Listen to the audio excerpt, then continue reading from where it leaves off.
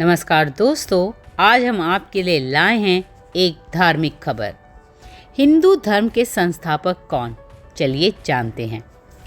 यदा यदा हि धर्मस्य ग्लानिर्भवति भारत अभ्युत्थानं धर्मस्य तदात्मानं सृजाम्यहम् परित्राणाय साधूनां विनाशाय च दुष्कृतां धर्म संस्थापनार्थाय संभवामि युगे युगे। संपूर्ण विश्व में पहले वैदिक धर्म ही था, फिर इस धर्म की दुर्गति होने लगी। लोगों और तथाकथित संतों ने मतभिन्नता को जन्म दिया और इस तरह के एक ही धर्म के लोग कई जातियों और उपजातियों में बंट गए। ये जातिवादी लोग ऐसे थे जो वेद, वेदांत और परमात्मा में कोई आस्था विश्वास नहीं रखते थे। इनमें से एक वर्ग स्वयं को वैदिक धर्म का अनुयायी और आर्य कहता था, तो दूसरा जादू टोने में विश्वास रखने वाला और प्रकृति तत्वों की पूजा करने वाला था। दोनों ही वर्ग भ्रम और भटकाव में जी रहे थे, क्योंकि असल में उनका वैदिक धर्म से कोई वास्ता नहीं था। कहते हैं कि श्री कृष्ण काल में ऐसे 72 से अधिक अवैदिक समुदाय दुनिया में मौजूद थे।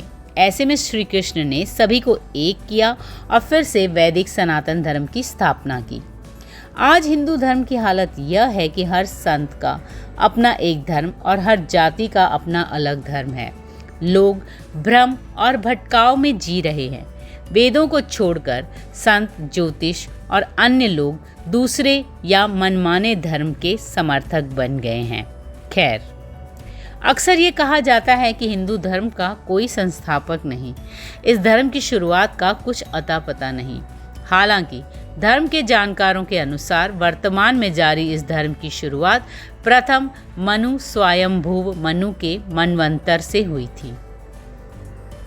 ब्रह्मा, विष्णु, महेश सहित अग्नि, आदित्य, वायु और अंगिरा ने इस धर्म की स्थापना की।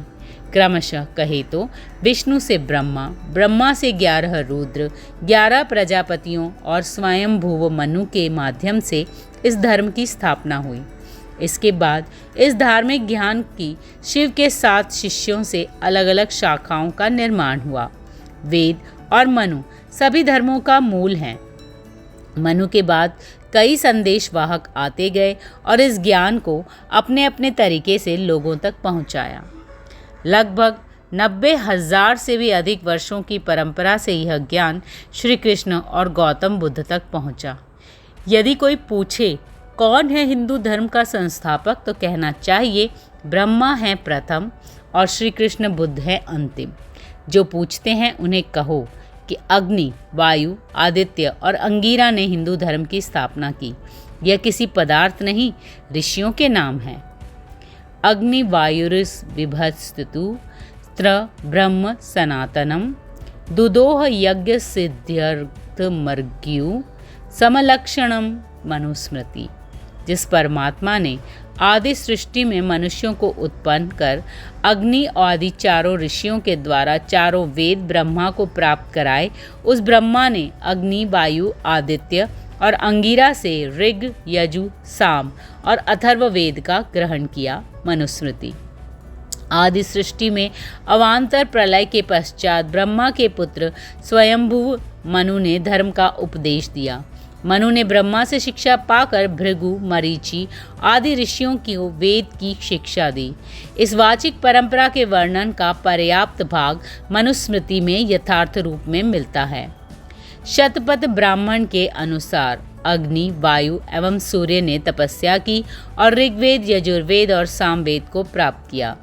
प्राचीन काल में ऋग्वेद ही था, फिर ऋग्वेद के बाद यजुर्वेद और सामवेद की शुरुआत हुई। बहुत काल तक यह 3 वेद ही थे। इन्हें वेदत्रयी कहा जाने लगा।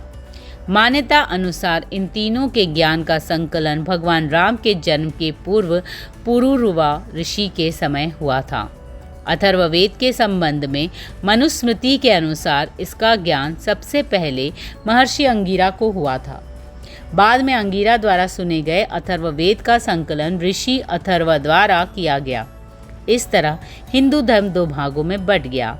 एक वे जो ऋग्वेद को मानते थे और दूसरे वे जो अथर्ववेद को मानते थे। इस तरह 4 किताबों का अवतरण हुआ।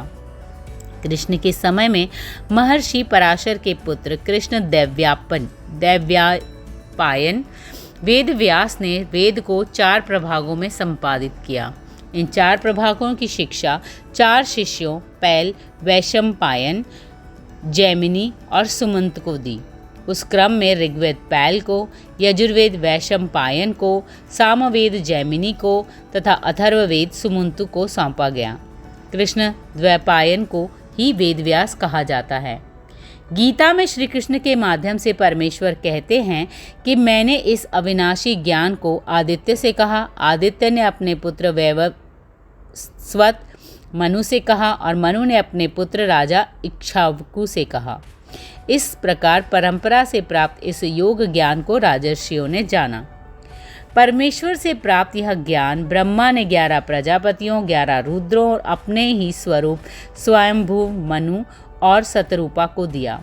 स्वयंभू मनु ने इस ज्ञान को अपने पुत्रों को दिया, फिर क्रमशः स्वरोचिष, औत्तमी, तामस, मनु, रैवत, चाक्षुष और वैवस्वत मनु को यह ज्ञान परंपरा से मिला।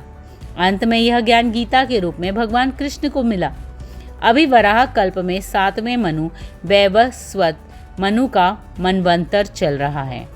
ऋग्वेद की ऋचाओं में लगभग 414 ऋषियों के नाम मिलते हैं, जिनमें से लगभग 30 नाम महिला ऋषियों के हैं।